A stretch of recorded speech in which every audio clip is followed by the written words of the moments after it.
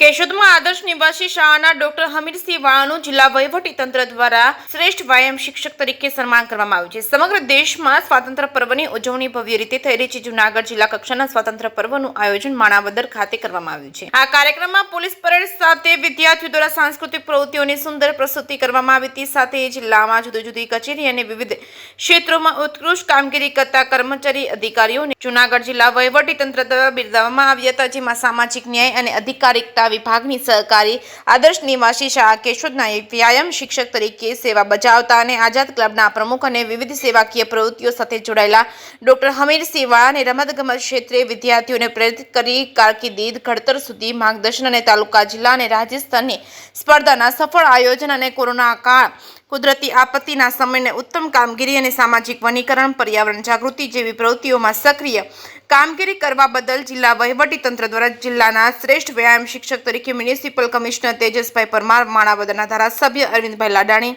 SR Odedara તેમજ BC Thakkar, જિલ્લા શિક્ષણ સમિતિના ચેરમેન સાકરબેન તેમજ જિલ્લા શિક્ષણ અધિકારી તેમજ મહેમાનોની ઉપસ્થિતિમાં જૂનાગઢ જિલ્લાના શ્રેષ્ઠ વ્યાયામ શિક્ષક તરીકે સન્માનિત કરવામાં આવ્યા હતા। કેશોદના ધારાસભ્ય દેવાભાઈ માલમ, નગરપાલિકાના પ્રમુખ મેહુલભાઈ ગોંડલિયા, ઓફિસર સુપ્રિન્ટેન્ડન્ટ પ્રવીણભાઈ વિઠલાણી, આઝાદ ક્લબના પૂર્વ પ્રમુખ doctor Rajeshbhai Sangani, doctor Ajaybhai Sangani, doctor Snehal Tanna, Azad ક્લબના ટ્રસ્ટીઓ, જલારામ સેવા સમિતિના દિનેશભાઈ કાનાબાર સહિત વિવિધ સંસ્થાના આગેવાનો, હોદ્દેદારો, નગર શ્રેષ્ઠીઓ, પૂર્વ વિદ્યાર્થીઓ,